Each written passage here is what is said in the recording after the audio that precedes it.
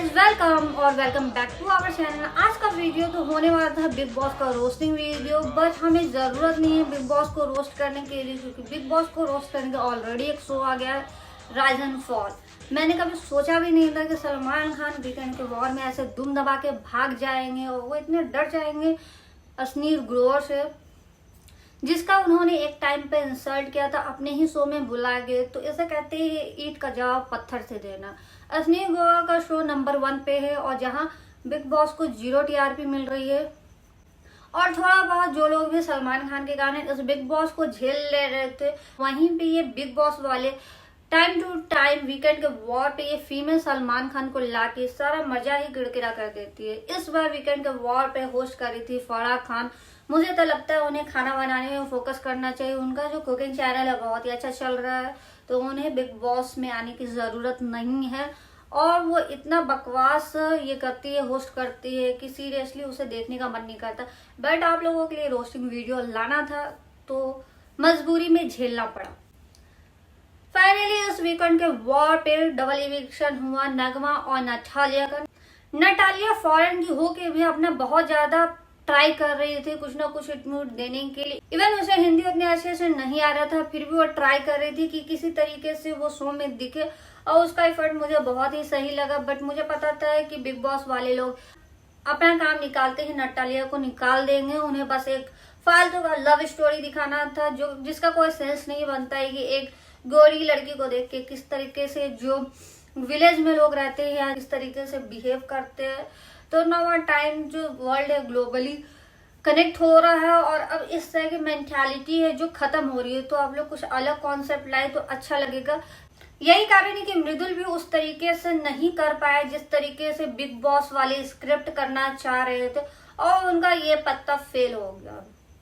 नगमा तो आउट होने लायक ही थी, उसे फर्स्ट वीकेंड के वॉर में ही निकाल देना चाहिए। तो वो बिल्कुल भी एफर्ट नहीं डाल रही थी, उसका कोई भी मतलब वो बिग बॉस के लायक नहीं थी। मैं आप लोगों को बताया था वो अपना डांस करे वही उसके लिए बेटर है। बिग बॉस में उस टाइप के कंटेस्टेंट के लिए कोई जगह नहीं है। इवन उसे कितनी बार वार्निंग देने के बाद भी उसने एक बार भी मुंह नहीं खोला, और मुझे तो समझ नहीं आता है कि आवेश के साथ वो किस तरीके से रह रही है। लास्ट स्प्लिट्स विला की जो सुबी जोशी कंटेस्टेंट से उसने रिवील कर उसके साथ 3 साल से रिलेशनशिप में थे, और यहाँ पे आके वो बता रहे हैं कि वो नगमा के साथ 8 साल से रिलेशनशिप में। तो आज के टाइम का कहना ही क्या चल रहा है भगवान जाने। या तो मैं भी शायद सुबह ये ट्राई कर रही है कि इस बहाने वो बिग बॉस में आ सके। तो अगर वो आती है बिग बॉस में तो देखने में मजा ही आएगा कि क्या होता है और आवेश दरबार का पोल खुलता है कि नहीं। बिग बॉस वाले लोग बहुत ट्राई कर रहे हैं कि अमाल मलिक को टाइम टू टाइम मौका दिया जाए और उनके जो फटा हुआ गला है उनका गाना सुना के हम लोग को इरिटेट किया जाए। सीरियसली जब भी अमाल मलिक ट्राई करते हैं गाना गाने के बिग बॉस में, तो उस टाइम तो मैं म्यूट करके ही शो को देखती हूँ, क्योंकि उनका आवाज एकदम कान में चुभने के लायक होता है। और अब आप लोग को इनका गाना सुन के समझ में भी आ गया कि कितना ऑटो ट्यून करके और टेक्नोलॉजी का यूज करके ये लोग अपना जो टैलेंट नहीं है उसको दिखाने का ट्राई करते हैं कि ये लोग टैलेंटेड है। तो मुझे तो उनका गाना बहुत ही बकवास लग रहा है, और मैं सजेस्ट करूंगी कि अमाल मलिक को बिग बॉस में नहीं आना चाहिए था, सिंगिंग शो में जाना चाहिए था जहां पे वो अपना टैलेंट दिखा सके। ऑलरेडी वो बहुत ही फ्रस्ट्रेटेड है। कल की ही एपिसोड में देखने को मिला कि वो किस तरीके से कुनिका जी के साथ मिसबिहेव कर रहे थे। मैं भी शायद वो अपने मदर के साथ भी इस तरीके का ही बिहेवियर करते होंगे। ये इनका बहुत ही जो एक घटिया सा इनका जो नेचर है वो उभर के आया है। कितना भी इन लोग के पास पैसा आ जाए, बट इन लोग के अंदर कोई भी संस्कार और कोई भी ये नहीं है कि किस तरीके से एक एल्डर वुमेन से बात करना चाहिए। एज ऑडियंस हम लोग बात कर रहे तो कुनिका हो, तानिया मित्तल हो, अपना जो भी है अगर फेक भी वो लोग कुछ कर रही है तो वो देख के अच्छा तो लग रहा है, मजा आ रहा है देखने में। अमाल मलिक को इतना ज्यादा हीरो बनने का ट्राई करने का जरूरत नहीं है।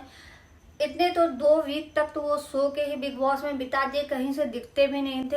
अमाल मलिक को बस सोते ही हुआ पाया गया है last 2 weeks. Even Salman Khan ने भी उनसे बोला है कि आप यहाँ सोने के लिए आए हो या कुछ करने के लिए आए हो। कुछ करने का मतलब ये नहीं कि आप अननेसेसरी किसी से फाइट करो और आपको कुछ भी समझ में नहीं आ रहा है तो आप किसी से आप भिड़ लो, आप दिखाने का ट्राई करो। आप और स्पेशली गौरव खन्ना ये ट्राई करो कि किस तरीके से जो एक कम एज की लड़की है, वो स्ट्रांग नहीं है, वो अपना पॉइंट ऑफ व्यू नहीं रख सकते, आप लोग उसके बाप बन के सामने आ जाते हो। इस शो में भी आप लोग की एक घटिया पर्सनालिटी आ रही है। अंशुर अपना पॉइंट ऑफ व्यू खुद रख सकती है। मैंने उसका लास्ट 2 वीक से देखा, वो अपना जो भी पॉइंट है बहुत ही स्ट्रांगली रखती है और वो उससे कोई पंगा लेता है तो उसे भी वो उसी तरीके से जवाब दे रही। आप जैसे मुस्टुंडों की जरूरत नहीं है उसे, वो अपना फाइट खुद लड़ सकती।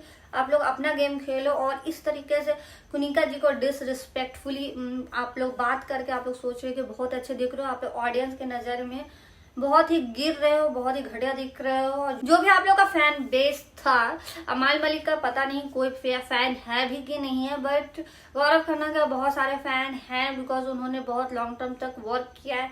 तो मे भी आप वो सारे फैंस लूज कर दोगे जिस तरीके से आप अननेसेसरी कुनिका जी पे चढ़ने का ट्राई कर रहे हो। कोई वैलिड पॉइंट हो या आपसे रिलेटेड पॉइंट हो तो आप लड़ने जाओ तो अच्छा भी लगेगा। जब से अमाल मलिक कैप्टन बने हैं तो उनका दिमाग फिट चुका है और वो एक स्प्लिट पर्सनालिटी दिखा रहे हैं। पहले तो वो कुनिका जी के साथ बहुत बदतमीजी कर देते हैं, फिर उसके बाद वहां पे जाके सॉरी बोल रहे हैं। मे बी इनका रियल पर्सनालिटी यही है। और ये जब अपने गंदे आवाज से भौंकते हैं तो वो भी बहुत ही घटिया लगता है शो में देखने के लिए। मुझे तो ऐसा लगता है कि अमाल मलिक आपने अच्छा खासा ऑडिशन दे दिया है बिग बॉस में और अब आपको इस शो को छोड़ देना चाहिए क्योंकि आप इस शो के लिए नहीं बने हो। आप ना ही तो एंटरटेनिंग हो, ना ही तो गुड लुकिंग हो, ना ही आप में कोई टैलेंट है।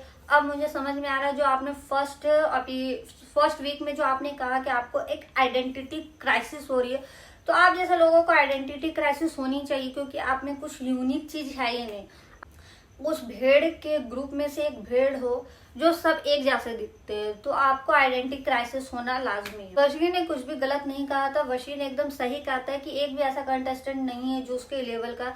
वशीर बहुत ही ट्राई कर रहा है कि वो अच्छा खेले और हम लोगों ने स्प्लिट्स विला में देखा था वशीर का इम्पैक्ट बहुत ही अच्छा। अगर आप किसी रियलिटी शो में आते हो और ऑडियंस को आपका नाम याद रहता है और आपको देख के वो रिकॉग्नाइज कर लेते हैं कि आपको हम लोगों ने प्रीवियस किसी शो में देखा हो, दैट्स मीन आपका इम्पैक्ट है। एनीवे, रशीद ने जो पॉइंट कहा कि बिग बॉस 19 में आने का उसका डिसीजन बिल्कुल ही गलत था और आगे के सीजन में भी आप नहीं आ पाते क्योंकि इन लोग का जैसे बजट डाउन हो रहा है उसी तरीके से ये लोग इसी तरीके के फालतू जो बचे खुचे लोग हैं उनको ही ला सकते हैं। तो मुझे लगता है कि बशीर को अगर राइज एंड फॉल में लाया जाता तो बहुत अच्छा परफॉर्म करता।